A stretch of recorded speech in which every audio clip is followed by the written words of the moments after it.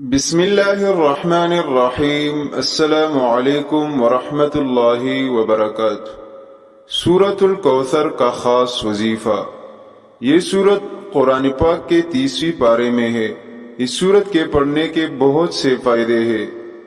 مثلا جو شخص اولاد سے محروم ہو تو وہ سورۃ کوثر کو باوضو حالت میں 500 بار پڑھے اور پابندی کے ساتھ 3 ماہ تک یہ عمل کرے تو انشاءاللہ صاحب اولاد ہوگا۔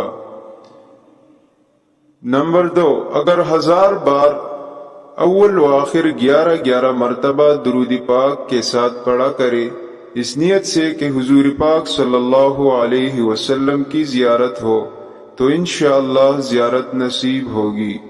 نمبر 3، اگر گھر میں کسی دشمن نے جادو دفن کیا ہو تو سورۃ الکوثر کے ورد سے جادو دفن کرنے کی جگہ معلوم ہو جائے گا اور جادو کا اثر ختم ہو جائے گا۔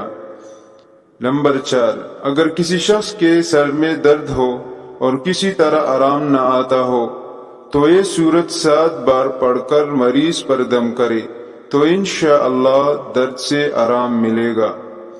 اور اگر کسی عورت کو حیض کی کثرت کے سبب پریشانی ہوتی ہو، اس سورت کو 313 بار پڑھ کر بارش کے پانی پر دم کر کے پلائے یا نہر یا کنویں کا پانی لے لے تو انشاءاللہ پریشانی سے نجات ملے گا۔